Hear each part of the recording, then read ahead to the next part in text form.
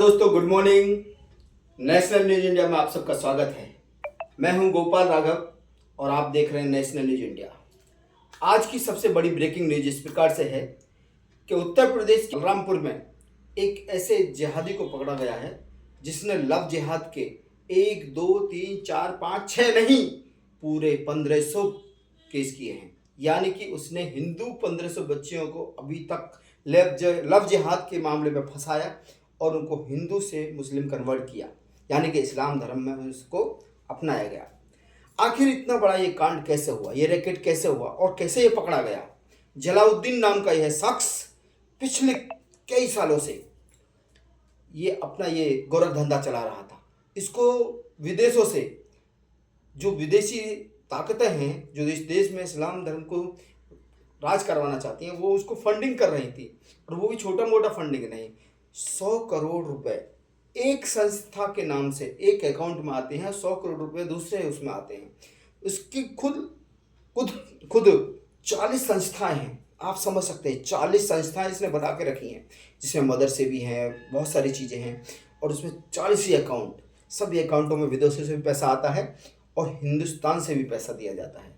आखिर इतना बड़ा ये रैकेट अब तक कैसे चलता रहा? सरकार, हमारी एजेंसी अब तक क्या कर रही थी? अब आकर के ये भांडाफोड़ हुआ, तब ईडी, सीबीआई, एनआईए सब इसमें इन्वॉल्व हुए, तब जाकर के उसको अरेस्ट किया गया है। तब मालूम पड़ा है कि हमारे देश में इतना बड़ा धर्मांतरण का खेल चल रहा है। हम लोग अपनी बहन बेटियों को बचा नहीं पा रहे हैं। क्यों? क्योंकि उनको जिहादी मानसिकता के लोग, ये जो बंदा था जलाउद्दीन, ये एक आदमी को एक लड़की फंसाने के लिए, लड़के के लिए 15 से 16 लाख रुपए देता था। अगर लड़की क्षत्रिय और ब्राह्मण है तो, या फिर सिख है, जैन है तो, और अगर दलित है तो 10 से 12 लाख रुपए। दलित है, पिछड़ा जाति है, अन्य जाति के जो भी लड़की को, अगर उसको हिंदू को फंसाएगा तो 10 से 12 लाख, और अगर हाई कास्ट की लड़कियों को फंसाएगा तो 15 से 16 लाख। इतना बड़ा गोरख धंधा। आखिर ऐसे लोगों को देशद्रोही क्यों ना माना जाए? क्यों नहीं फांसी पर लटकाया जाए? क्यों नहीं आवाज़ उठाई जाए? देखिए, हमारे सुप्रीम कोर्ट के सीनियर जो वकील हैं अश्विनी उपाध्याय जी, उन्होंने इसको लेकर के क्या कहा है, क्या बोला है, हम उनकी रिपोर्ट आपको दिखाते हैं इस वक्त नेशनल न्यूज इंडिया पर। जरूर देखिए और सतर्क रहिए। लव जिहाद को अपने नज़दीक नहीं आने दीजिए। हमें मुसलमान से नफरत नहीं, इस्लाम से कोई नफरत नहीं, लेकिन कोई हमारे धर्म को और हमको टारगेट करे तो उससे हम नफरत करते हैं और करते रहेंगे। देखिए ये अश्विनी उपाध्याय, सुप्रीम कोर्ट के सीनियर वकील, उनका क्या।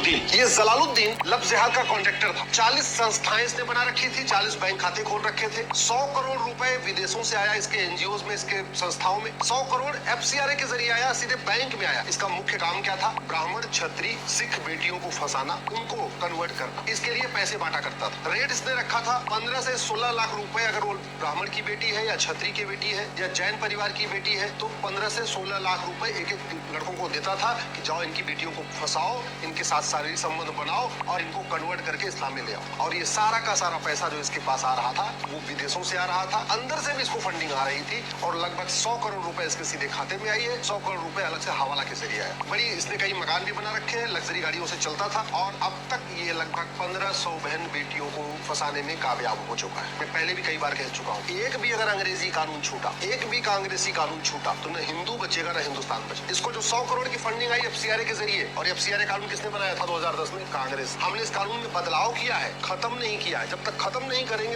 लव जिहाद और धर्मांतरण नहीं रुकेगा। ये पूरा का पूरा लव जिहाद का जरा कारोबार चलता है। ये प्रशासनिक अधिकारियों को, कुछ थानेदार को, सबको मिला के पटाखे चल रहा है। और वो क्यों चल रहा है? क्योंकि हमारा प्रिवेंशन और करप्शन वहाँ घटिया है, वहाँ सड़ा हुआ है। जब तक धर्मांतरण कराने वाले मिसर्डियों, जिहादियों, उनके मददगारों पे एनएसए नहीं लगेगा, यूएपीए नहीं लगेगा, वेजिंग वॉर नहीं लगेगा, देशद्रोह नहीं लगेगा, गैंगस्टर नहीं लगेगा, तब तक धर्मांतरण नहीं रुकेगा।